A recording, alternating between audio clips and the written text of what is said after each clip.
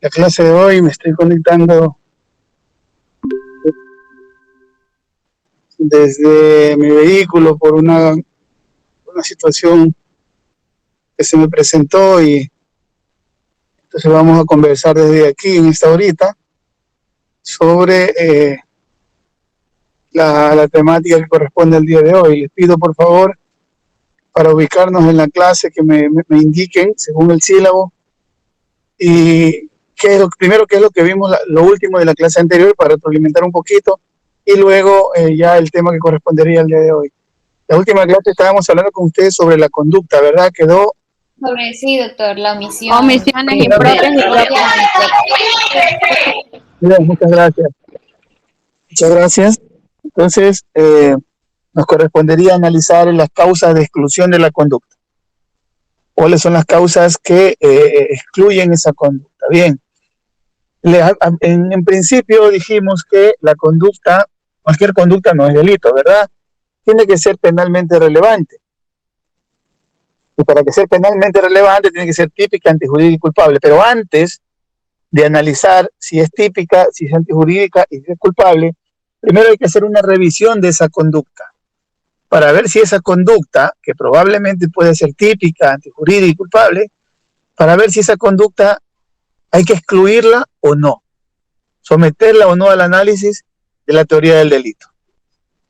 Si es que encuadren algunas de las tres causas de exclusión, no se va a hacer el análisis de culpabilidad, de tipicidad, de antijuricidad.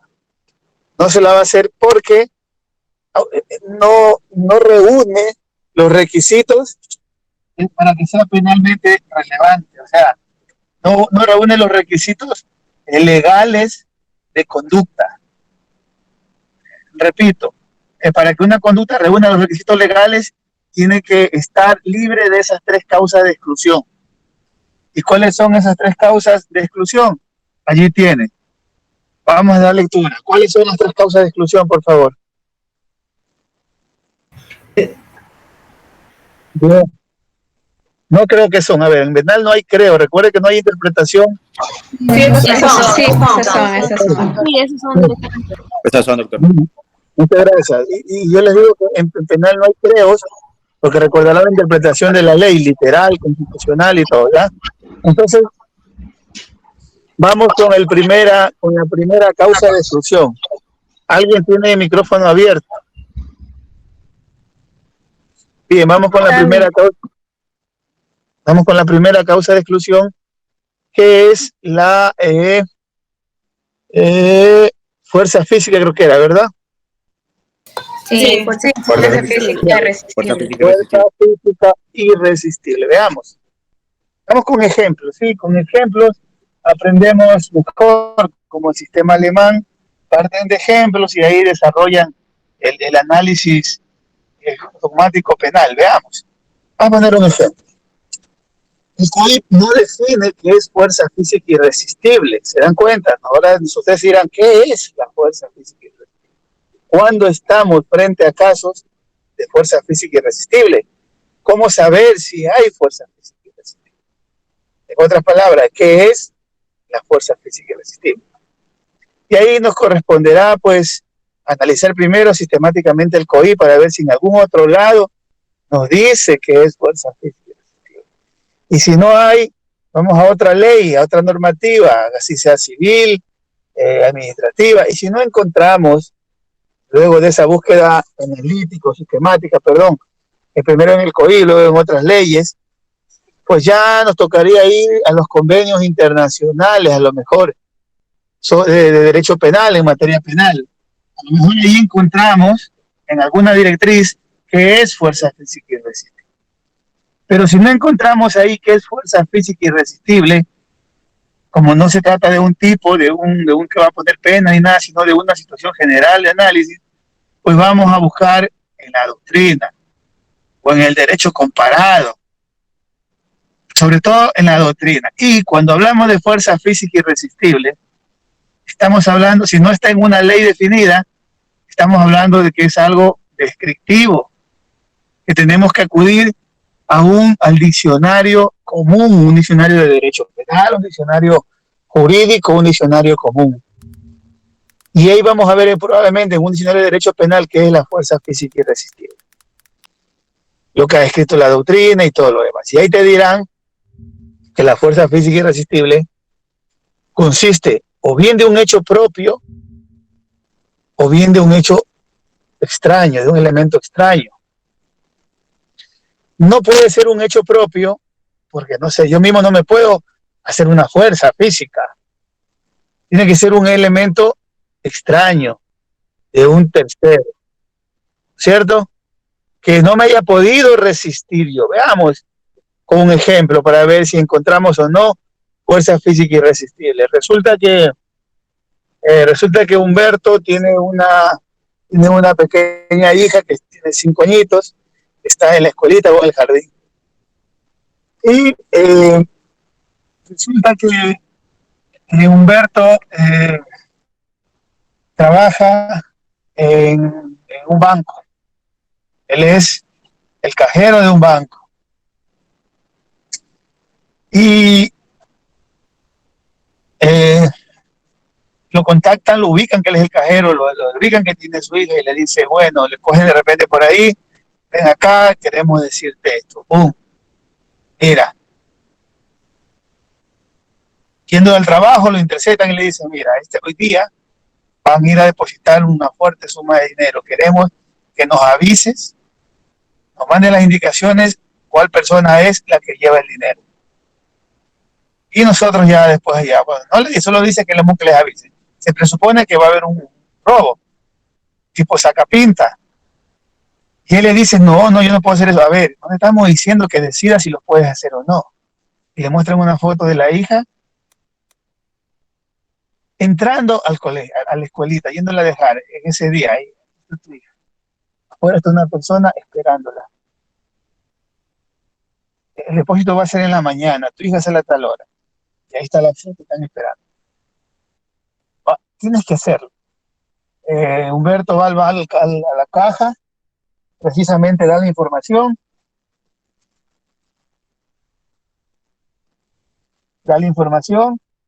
y se produce el robo. La pregunta del millón.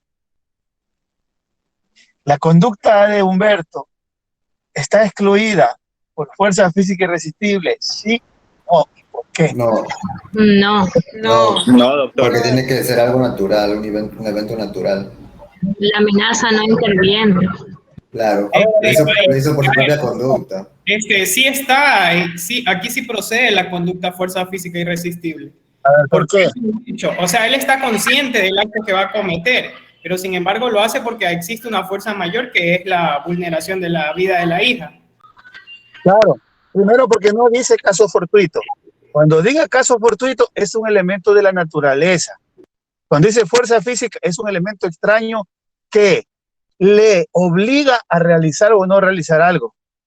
En este caso aparentemente él está realizando algo por terceras personas, coaccionado por lo de su hija. Entonces la pregunta es, tú ya diste una primera pauta. Sí habría fuerza física irresistible. A ver, a los compañeros que dijeron no, me gustaría saber cuál es el argumento de que dijeron no. Uno solo a la vez, por favor, no importa que nos equivoque. A ver.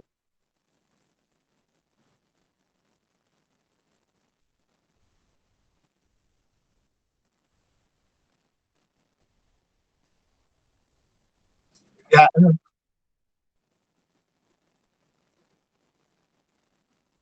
Entonces, hay que valorar, a ver, no es complejo. Hay que valoras. ¿Qué elemento se valora? ¿Habrá fuerza?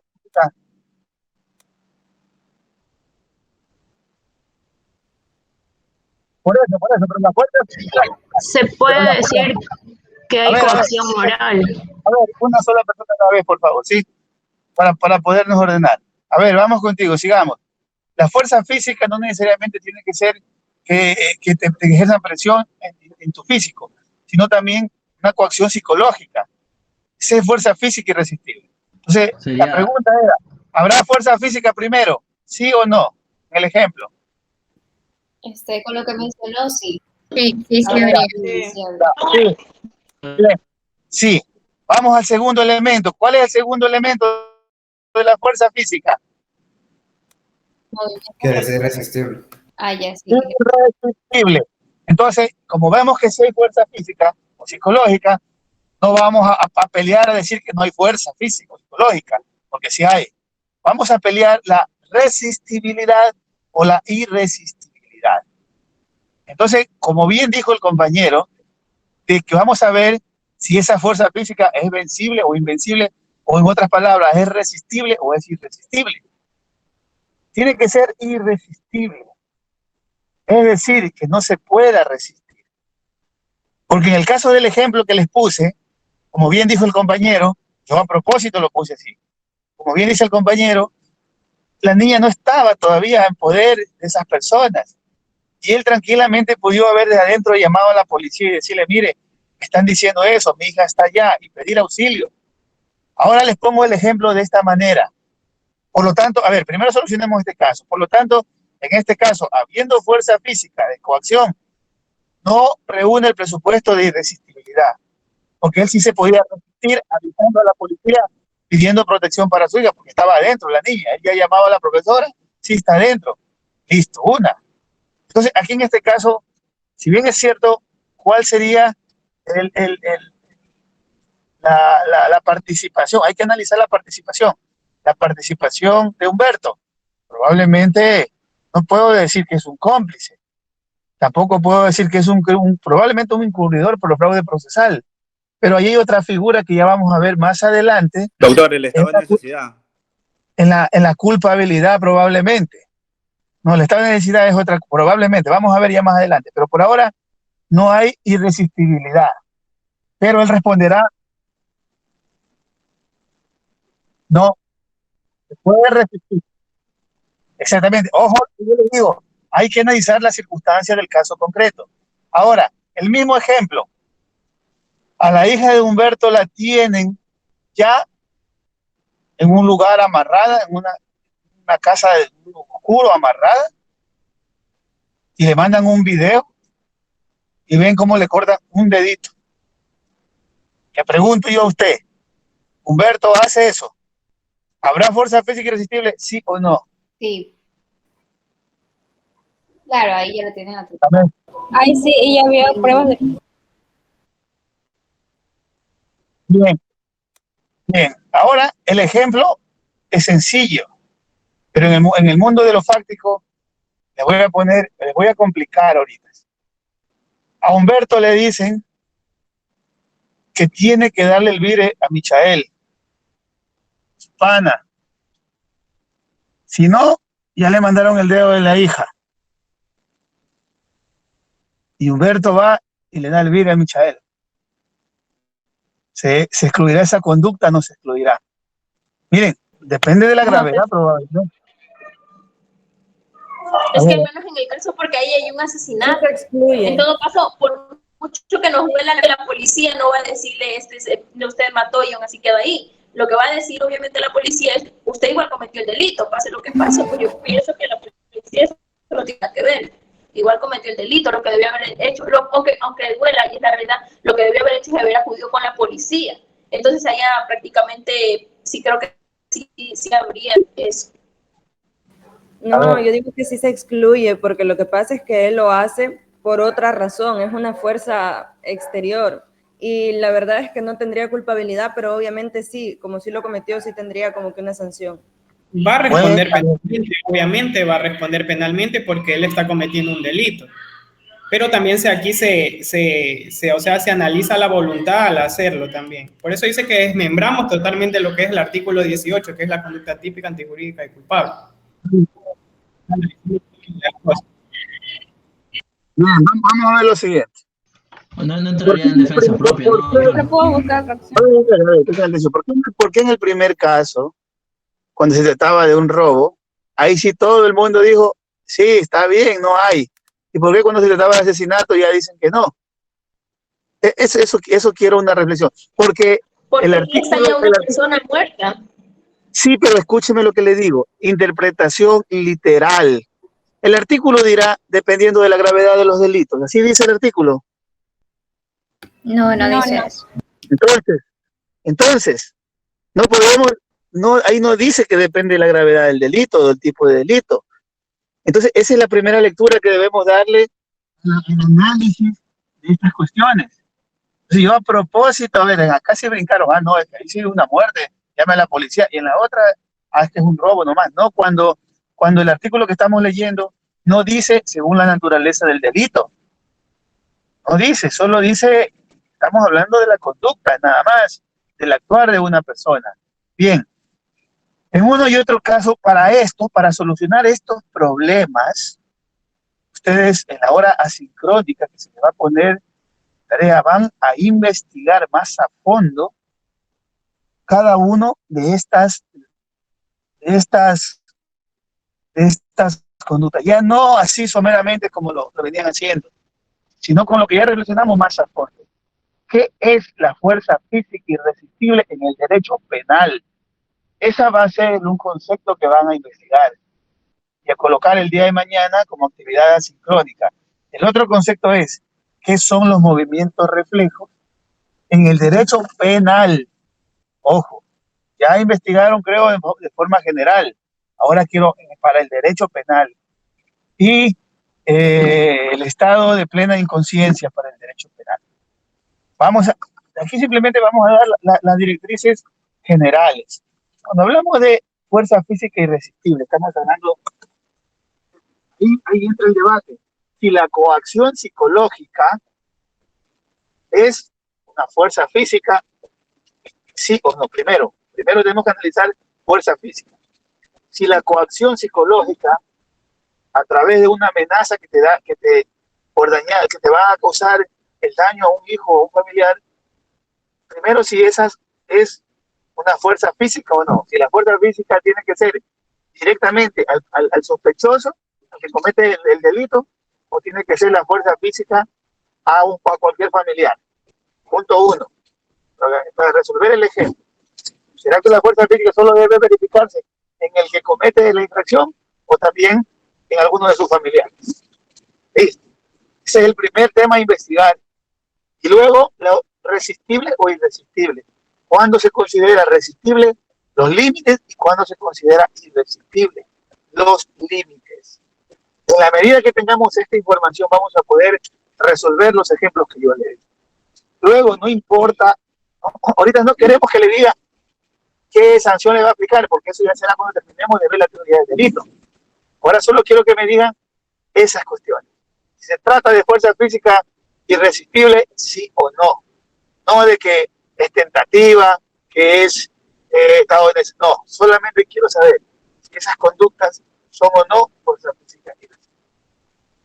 Repito, la fuerza física irresistible, pese a que actúas con voluntad o conciencia, implica que tú otra cosa es que yo les dijera esto. No sé si alguien ve una serie que se llama El Señor de los Cielos, un pasaje. La última temporada hay un personaje muy jocoso que le dicen el cabo.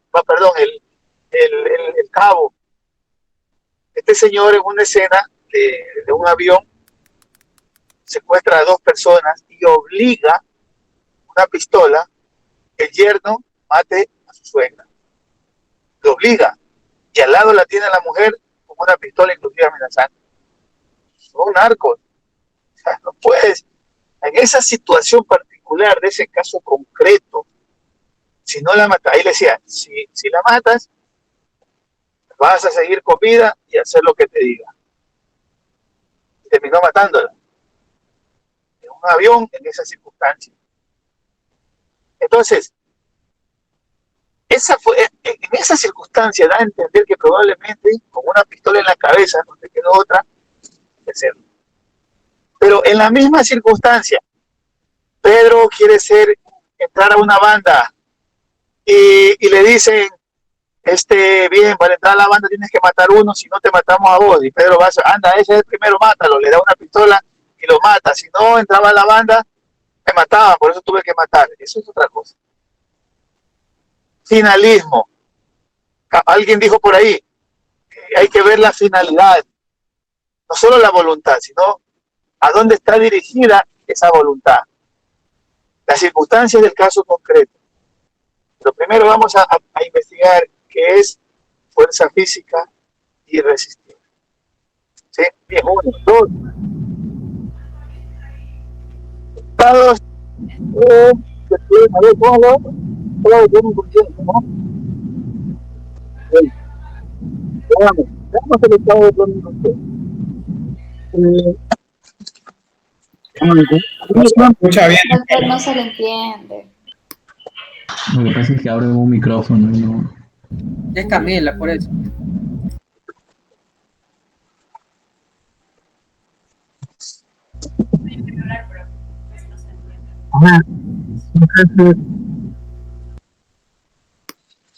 Dice ahí, ¿me pueden escuchar? Sí, doctor. Sí, doctor. Bien, les decía, un ratito que voy a bajar aquí, regálame 5 minutitos, por favor. Ya.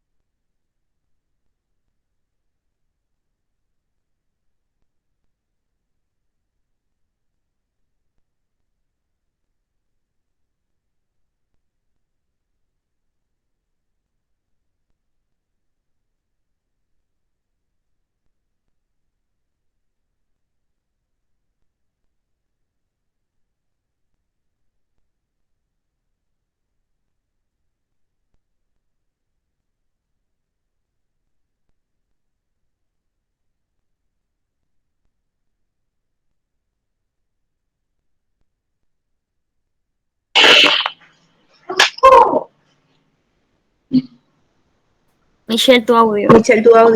Perdón.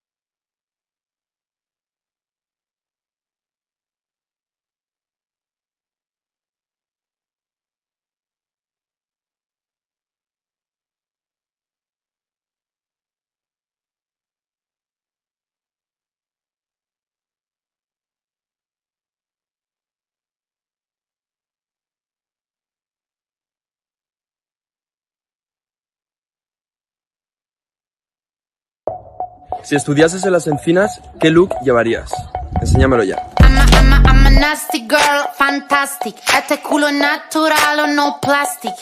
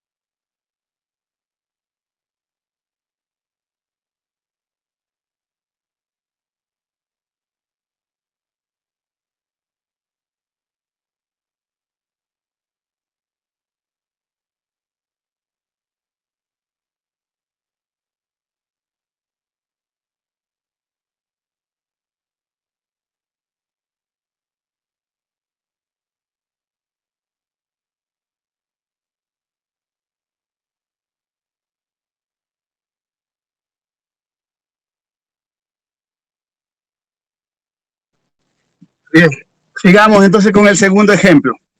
Si se me interrumpe, me avisan. Vamos a ver. Resulta que vamos a poner un nombre. Sí, dígame. Quería pedirle permiso porque ahorita tengo cita médica. Sí, tal vez me puedo retirar. Estoy tomando asistencia, por ahí, no se preocupe. Ah, ya, gracias. Tiene que escuchar la clase después, por favor. Sí, ya me pongo en contacto con mis compañeros. Gracias. En el Drive quedan grabadas las clases para que las puedan revisar bien. Entonces les decía el siguiente ejemplo. Supongamos que Carla la llevan, ha sufrido un golpe, bueno, y la llevan inconsciente a Juan lo llevan inconsciente porque ha sufrido un golpe en su cabeza. Y no se reanima, lo tienen en una clínica encerrado, con respiradores, con cuidados intensivos, todo. Lo tienen allí alrededor de 3 meses y no reacciona. Están en un solo encerrado, ya los familiares llegan 2 veces al día, pero en la noche, a eso de las 10:30, 11 de la noche, un día Juan abre los ojos y reacciona. Y se mira cerrado y quiere abrir la puerta y comienza a desesperarse porque ha sido claustrofóbico. Padecía claustrofobia. Y comienza a romper ahí, a tirar todos esas cuestiones que estaban allí, y cuando entra una enfermera, él se la lanza y le causa heridas de gravedad. Se le lanza con todo y le golpea la cabeza para atrás y les causa heridas de gravedad y termina muriendo la enfermera que llegó a ver qué pasaba, o el doctor. La pregunta es, ¿la conducta de Juan ante un ataque de reacción claustrofóbico es un estado de plena inconsciencia, sí o no? ¿Debe excluir esa conducta, sí o no? Sí. Sí, doctor. Más el movimiento reflejo. Sí, porque en este caso se produce una reacción que el cerebro no podría controlar. Claro, es que no está en un estado de inconsciencia, sería de reflejo. Sí, es movimiento de reflejo. De reflejo. Porque no puede controlar eso ahí. No está drogado ni nada por el estilo. A ver, para resolver todas estas dudas, todas estas preguntas, hay que plantearse en el ejemplo lo siguiente. La fobia en general, porque la claustrofobia es un tipo de fobia, temor a lo cerrado. Hay la otra que es temor a las alturas, hay otra que es temor a no sé cuánto, a la oscuridad. Entonces la pregunta es, ¿las fobias son capaces de generar estados de plena inconsciencia? ¿Sí o no? Para mí sí.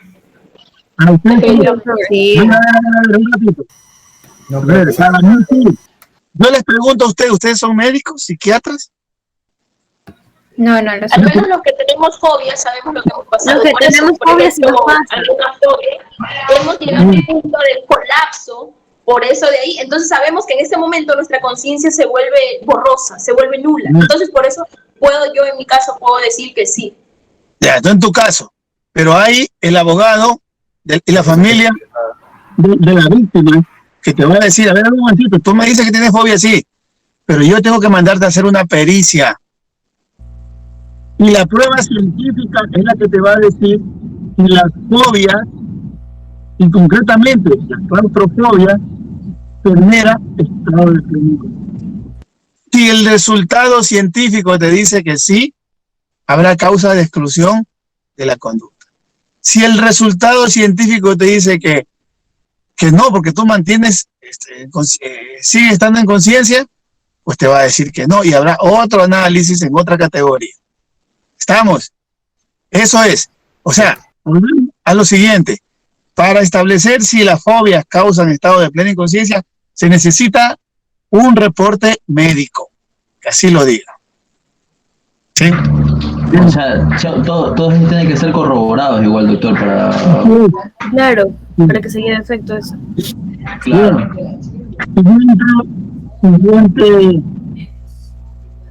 siguiente, bueno, también el hecho, se les puso en el ejemplo seguido a raíz de que apenas abrió una puerta, él salió corriendo. Otra cosa es que yo me quedo asustado en un cuarto y veo que entra otra persona y rápido caigo a golpearle y a cuchillarla. Eso es otra cosa. Acá tiene que darse el hecho producto de esa reacción a la fobia. Eso es otra cosa. Doctor, dígame. También en el caso de que usted pudo... En el caso de que pudo haber sacado que estuvo medicado. A lo mejor usted dice que estaba encerrado, ¿no? Estaba encerrado y llega una enfermera, dice usted. A lo mejor también puede ser un caso que la pericia encuentre... Eso no es, a ver. Eso es otra cosa. Ese no es el ejemplo. Eso ya vamos a ver cuando veamos en la culpabilidad, cuando veamos la responsabilidad por el alcoholismo o por los fármacos. Eso es otra cosa. Acá estamos hablando de los estados de plena inconsciencia congénitos. Congénitos, es decir, que sea de tu propio cuerpo. Si tomas pastilla, eso es otra cosa. O si das medicamento, eso es otra cosa. ¿Sí? Estamos hablando de los estados de plena inconsciencia, algo que te produce congénito. ¿Cuál es el otro? A ver, fuerza física, estado de plena inconsciencia. ¿Cuál es? ¿Qué es la otra? Movimiento reflejo. Movimiento reflejo. Entonces, los estados de plena inconsciencia, si son causados por el uso de medicamentos, de fármacos, ya eso generan, en la culpabilidad, genera inimputabilidad. Pero acá, los estados de plena inconsciencia producidos, ¿qué dice la doctrina? Deben ser producidos externos o internos. Si es interno, te quedas en la conducta. Y si son externos, probablemente vayas a la culpabilidad. O puede que también te quedes en la análisis de la conducta. ¿Cuándo? Cuando, por ejemplo, en este caso de una persona, aunque no tenga fobia, pero que esté internada por un golpe, sí, y que después de un tiempo reaccione, y producto del medicamento comienza a alocarse y a golpearse. ¿Qué será eso? ¿Será estado de plena inconsciencia? ¿O será inimputable porque su conducta está nublada? Inimputable porque su conducta es inimputable porque su... Exacto. Es que... Bien. Pero vámonos ubicando nuevamente. Entonces, hay que determinar qué es el estado de plena inconsciencia. Si se produce solamente por una reacción interna o si también se produce por una reacción o por una provocación externa. Y si se produce por una reacción externa, el típico ejemplo, ojo, y por eso tienen razón los que dicen que también se produce por una reacción externa, el típico ejemplo es los escopolaminados.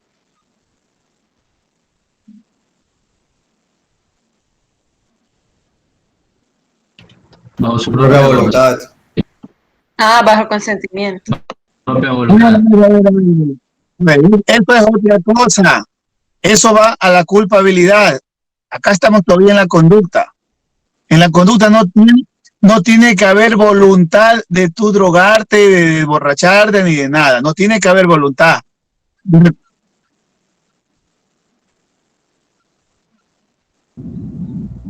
¿Ves?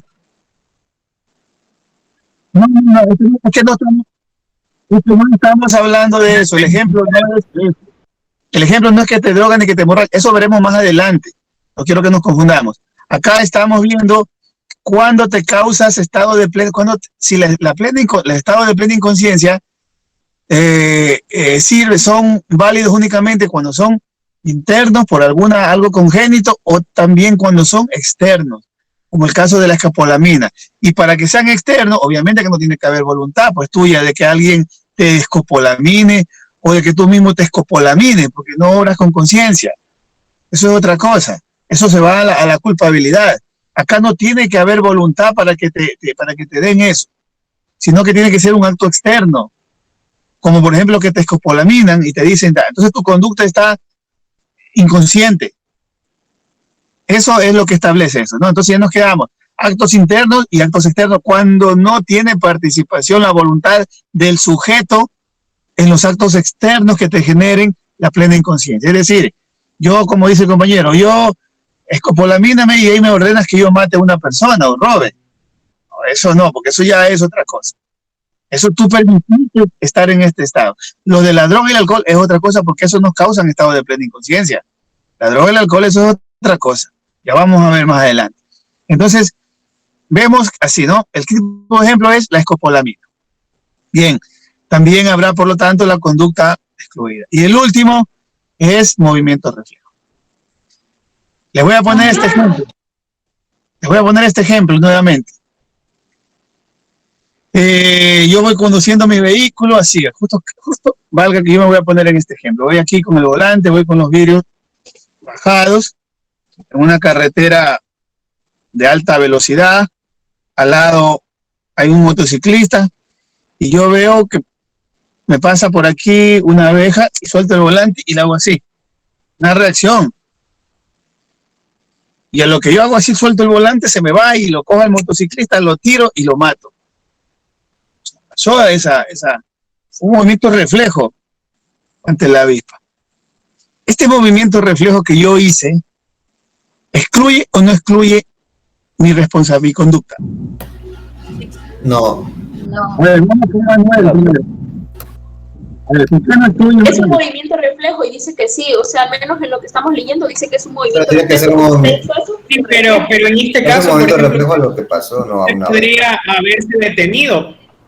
Si ve o sea, en este caso no aplica, porque tendría que haberse detenido si ve una abeja, y sin embargo, si le picara por sorpresa, ya ahí sí actuaría. Yo te digo a ti,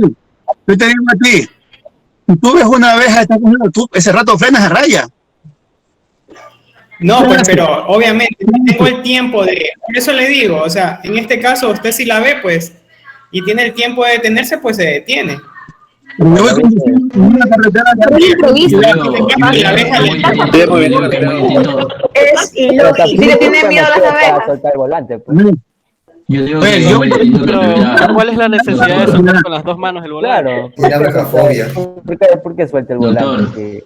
Creo que hubiera sido muy distinto si lo hubiera picado la vez. Es que por eso se llama movimiento reflejo, porque lo hacen sin pensar, lo hacen en un momento como que así, ya.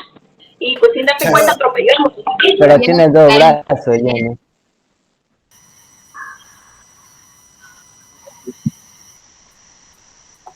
Ya.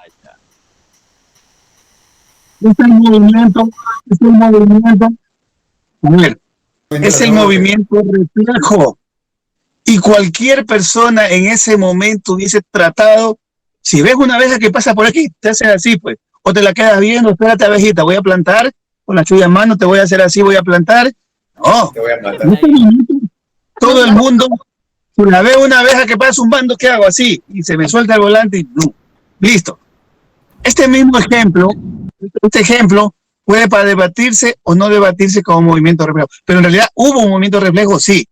Sí hubo. Sí hubo un movimiento reflejo. Ahora, ¿qué dice la doctrina? Aquí viene lo interno. La doctrina dice, cuando estos movimientos reflejos son producidos por algo interno. Pero yo digo, un movimiento reflejo que me puede producir interno es una, ¿cómo se llama? ¿Cómo se llama eso que le ponen como estornudo, por ejemplo, si le da un estornudo y así suelta el volante. Un estornudo no van a soltar el volante, obviamente, ¿no?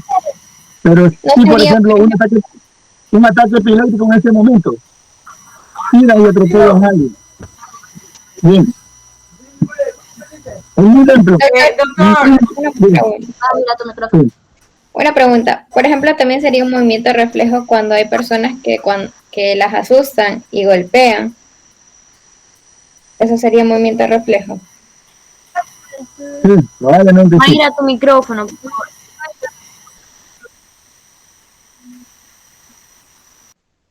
Nada que entrenado el cuerpo, nada que entrenado el cuerpo. ¿Qué tiene que ver? No, eso no tiene nada que ver. Mientras ese útero es suficiente y ahí queda. Por favor. Aquí la ley no dice que el cuerpo esté entrenado ni nada. Aquí la ley dice, no dice que es movimiento reflejo. Y por eso que estamos, uno dice una cosa, otro otra cosa. Eso es bonito del derecho penal y el COIR, que nos manda a estudiar, a investigar qué son los movimientos reflejos. Y para ser producido, porque el de la abeja es un movimiento reflejo, claro que sí. Porque con solo que es un movimiento reflejo, tú ya das, el cuerpo por instinto reacciona. Y si estás parado y alguien viene por atrás, por instinto el cuerpo reacciona. No es que tienes que estar entrenado para reaccionar, no.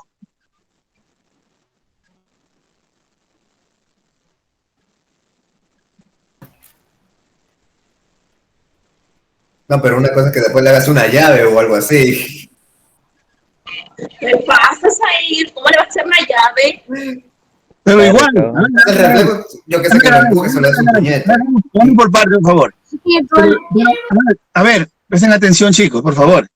A ver, no tiene nada que ver que si tú estés entrenado o no estés entrenado para con un puñete lastimar. El entrenamiento sería para que tú no reacciones ante un susto. Y ni nadie creo que esté entrenado para no reaccionar ante un susto. Y la consecuencia de ese susto, de ese movimiento, independientemente de que tú seas Mr. Olympia, es tu reacción. Otra cosa es que tú estés entrenado para pelear y te pongas a pelear con un debilucho de frente. Eso es otra cosa. Pero ante una reacción no tiene nada que ver el entrenamiento. Sí.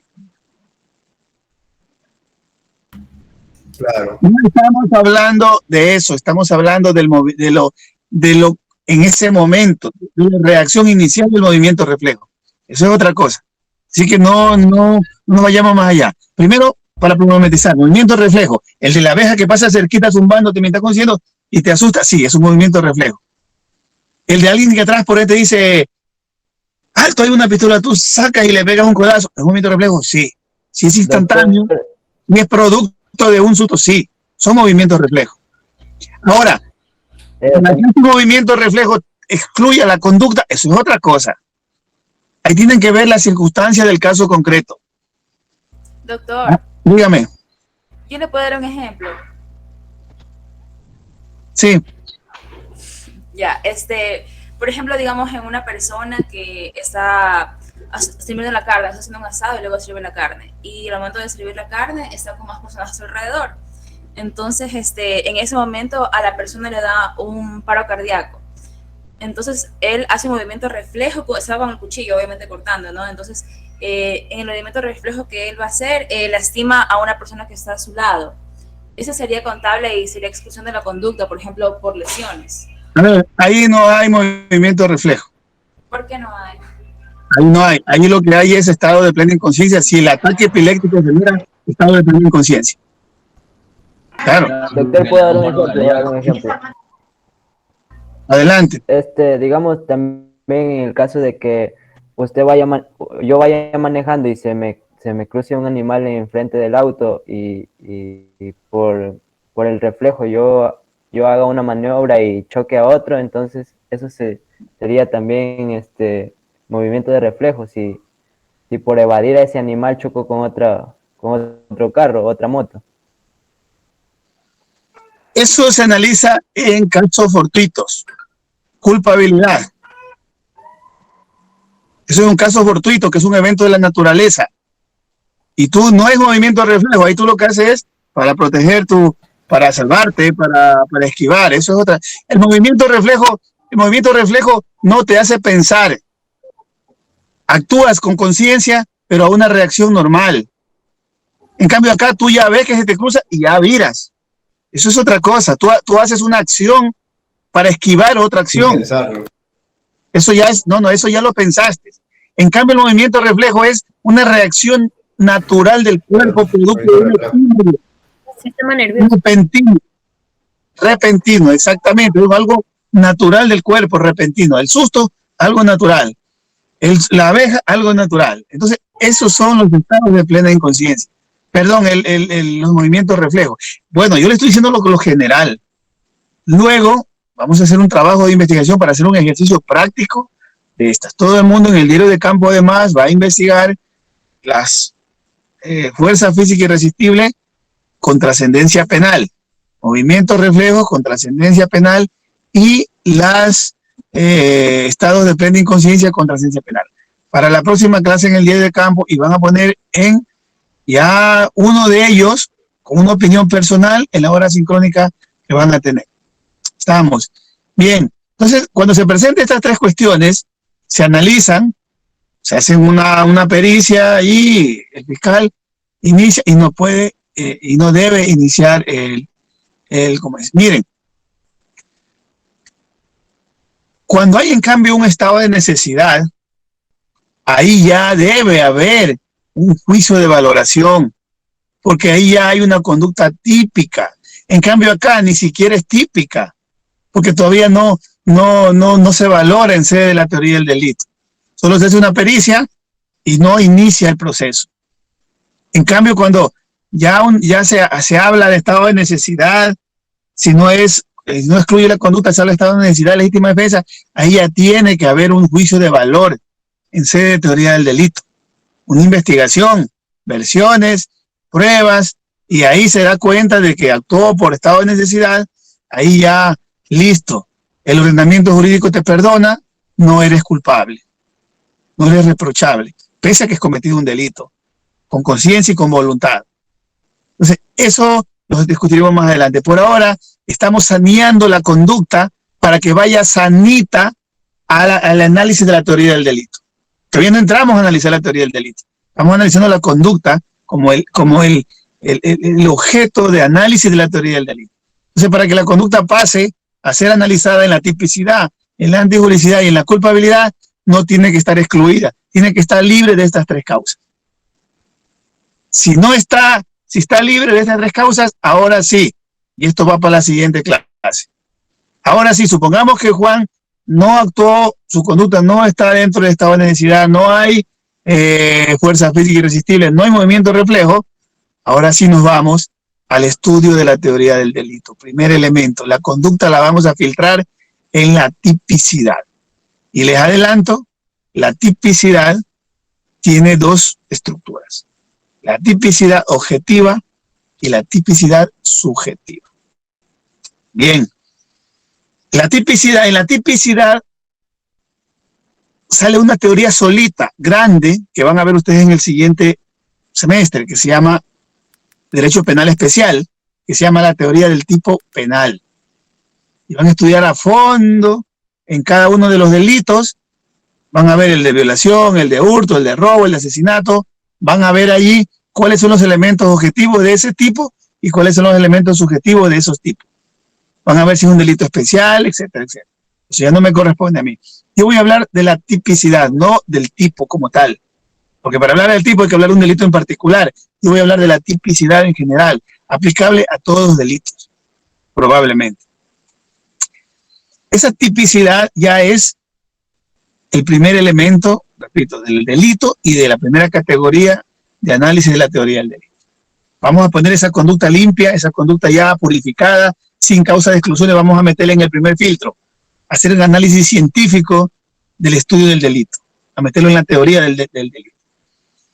Bueno, primero, tienen que saber para eso que ese primer instrumento científico por el que van a pasar ustedes, por el que van a filtrar la conducta, ese primer instrumento tiene dos estructuras. Una que se llama tipicidad objetiva y otra que se llama tipicidad subjetiva. En la tipicidad objetiva están, entre otros elementos, el bien jurídico. Tienen que aprender a detectar el bien jurídico de cualquiera de los delitos. El bien jurídico, segundo, el bien jurídico puede ser bien jurídico mediato, bien jurídico inmediato, bien jurídico concreto o bien jurídico abstracto. Eso ya le enseñará a su profesor de Penal 2. Y solo le voy a nombrar. Bien. Luego del bien jurídico, en los elementos objetivos son porque se los puede ver, se los puede palpar, se los puede tocar. El segundo elemento otro elemento de la tipicidad objetiva lo constituye los sujetos. En derecho penal hay sujeto activo y sujeto pasivo del delito. En derecho procesal se cambian las cosas. El sujeto activo del derecho penal es el autor o el que comete el delito. Sujeto activo, que puede ser acción o omisión, pero es el que comete el delito. El sujeto pasivo es la víctima sobre la que recae el delito. En derecho penal, en el que estamos viendo. Pero en derecho procesal penal, en cambio, se cambian las cosas. El sujeto pasivo es el procesado.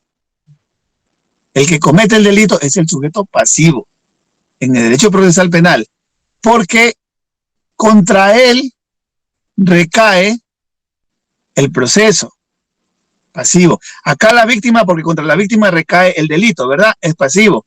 En cambio, en el proceso penal, contra el sospechoso recae el proceso, por eso es sujeto pasivo. Y la víctima pasa a ser, en derecho procesal penal, sujeto activo o parte activa, porque es el que activa el proceso.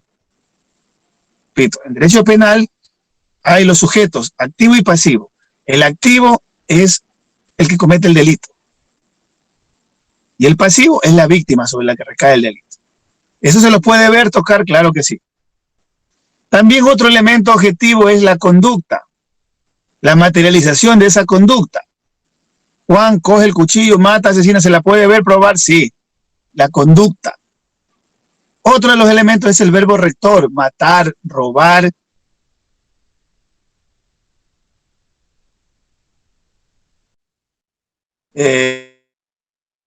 Estafar, defraudar, etcétera, etcétera. Son los verbos rectores. Otros son los elementos normativos y elementos descriptivos del delito. Cuando dice domicilio, ¿puede ver domicilio? Sí. Casa, ¿puede ver vivienda? Sí. Cuando dice la propiedad, ¿puede ver la propiedad? Sí.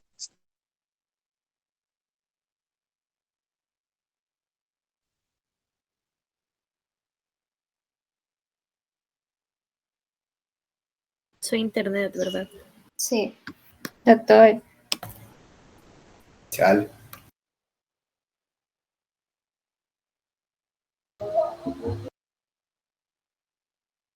Otros son los material.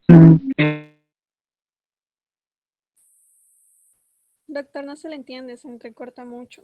Doctor, su internet. Se acabó el plan.